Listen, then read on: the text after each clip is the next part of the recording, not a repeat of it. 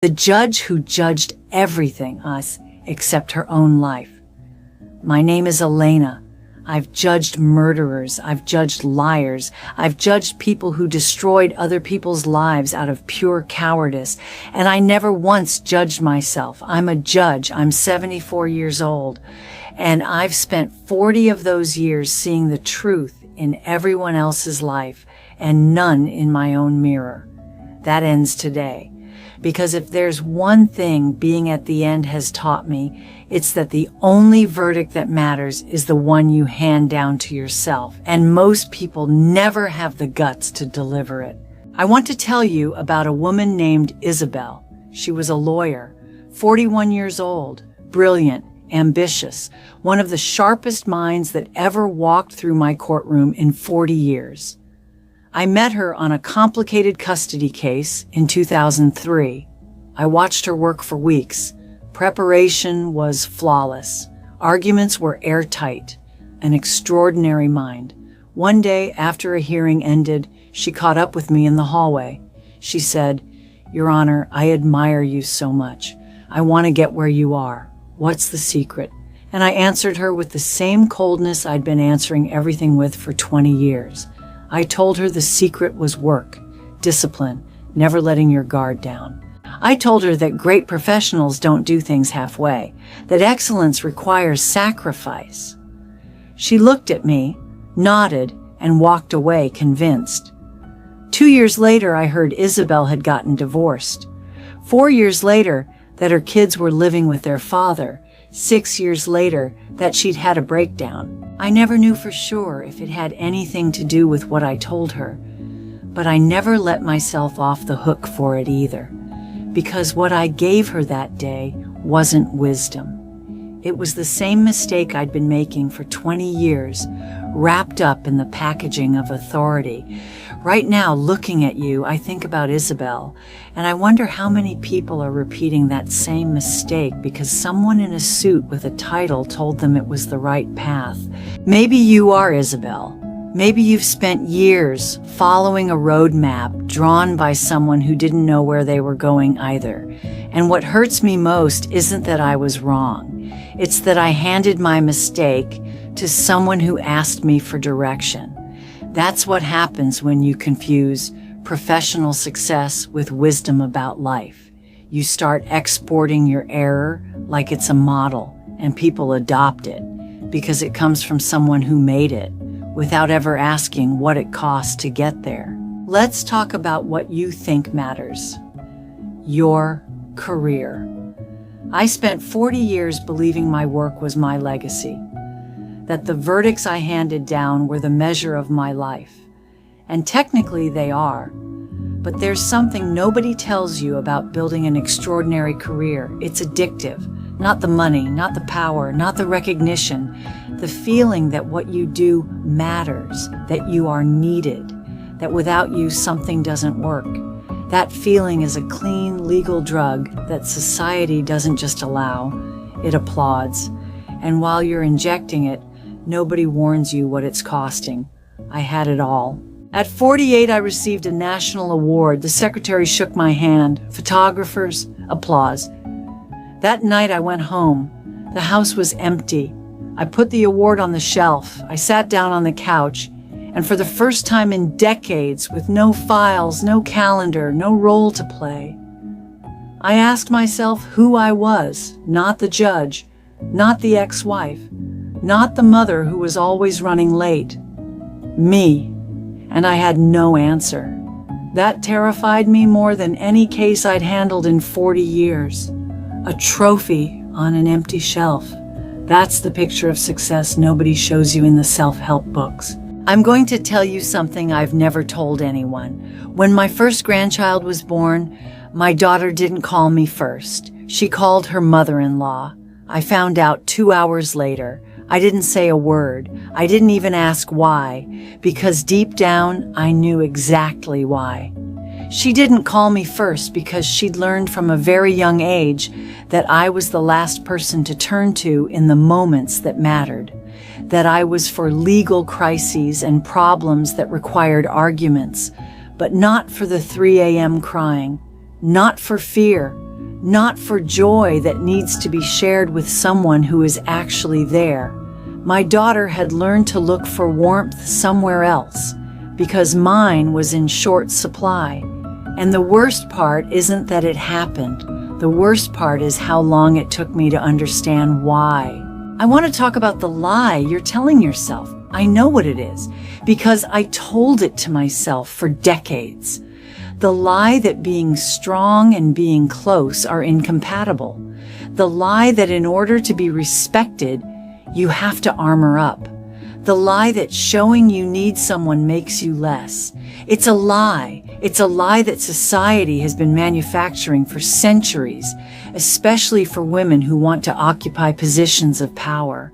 And many of us swallowed it whole because it was the price of admission. I learned to shut down. Shut down the voice that trembled. Shut down the doubt.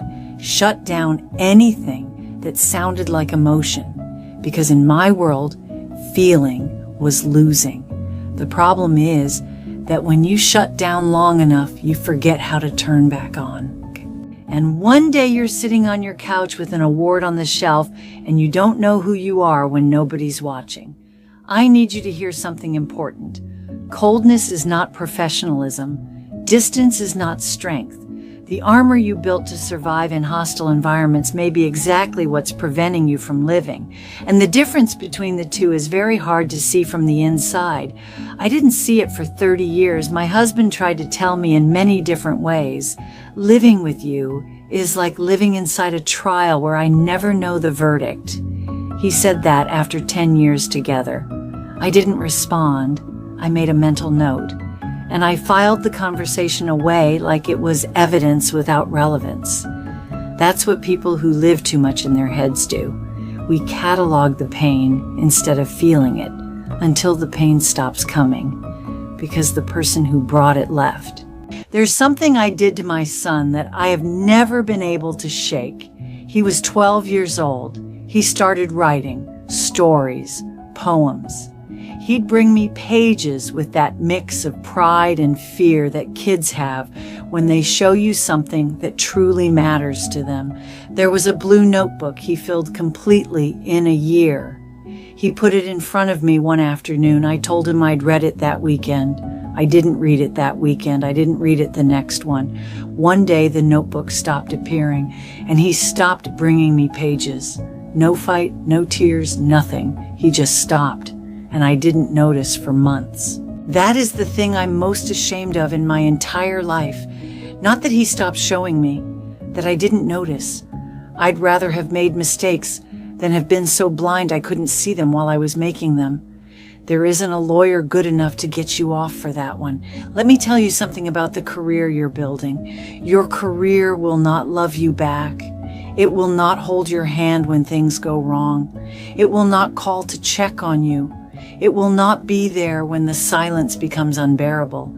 If you die tomorrow, your position will be posted online before your obituary is.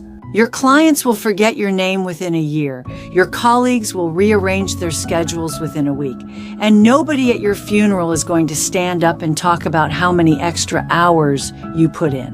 What they're going to say is how you made them feel. What they're going to remember is whether you showed up when they needed you. What they're going to carry with them are the 5 minutes you gave them when you had no time, but you gave them anyway. I was fair to 12,000 strangers over 40 years. Read that again. 12,000 strangers. I gave them my time, my attention, the benefit of the doubt. And the people sleeping under my own roof, I gave efficiency. I gave them organization. I gave them financial stability. I gave them everything that money can buy. And I withheld the one thing that can't be bought: presence. Being there without an agenda. Staying without a reason. Listening without watching the clock. I was fairer to strangers than to my own people. And that doesn't show up in any case file. But it is the most important case I've ever judged in my life. That is the real legacy. Not the title, not the recognition, not the years of experience on your resume. The people you changed and the moments you chose to show up. Now I'm 74 years old, and I have finally learned to just be. No agenda, no role, no need for anyone to applaud. My 5-year-old grandson doesn't know I'm a judge. To him, I'm the grandma who sits on the floor and plays, the one who listens to him talk about dinosaurs for 40 minutes without looking at her watch, the one who isn't in a hurry. And there is something in his eyes that no professional recognition has ever given me, the feeling that I am enough exactly as I am, not for what I did, but for who I am. That took me 70 years to learn. You can learn it sooner, but you have to decide right now, not tomorrow, not when the pressure lets up, not when you finally get the promotion that justifies everything. Now, because work is always going to have something more urgent to offer you. There's always going to be a reason to stay longer. There's always going to be the perfect excuse, and your kids are going to stop bringing you the blue notebook without any warning. No beeping, no alarms, just silence. And by the time you realize it, there won't be a notebook anymore. So here are my 3 verdicts. Not theory. Concrete things. 1. Stop confusing strength with distance. You can be ruthless at work and present at home. You can be professionally rigorous and emotionally soft.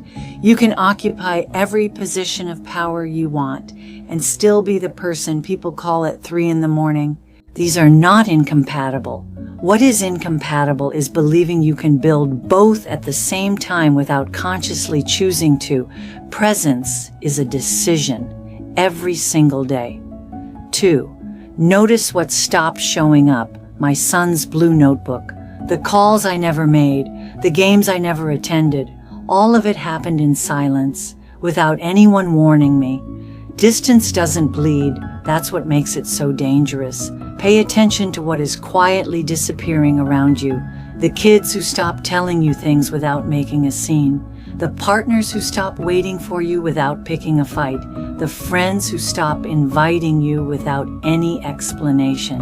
When something stops showing up, it doesn't always mean it's gone. Sometimes it means it learned to live without you. And that is so much worse than a fight. Because at least in a fight, you're still there. In the silence, you're already gone. 3. Hand down the verdict you deserve. Not the one your job gives you, not the one the trophies give you, your own. Ask yourself who you are when nobody is watching. What's left when you strip away the title and the position and the achievements? If the answer scares you, that is the most important signal you will ever receive. Don't ignore it. Act on it. Today. Not when the perfect moment comes, not when the pressure lets up, not when you finish the project. Today, because Isabel didn't get a tomorrow to correct what I told her, and I couldn't undo decades of absence in a couple of years of retirement. But you still have time to write a different verdict.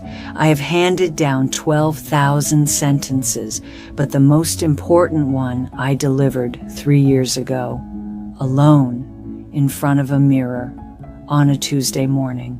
No robe, no bench, no witnesses. I found myself guilty of abandoning myself, guilty of being fairer to strangers than to the people sleeping under my own roof, guilty of spending decades confusing excellence with coldness.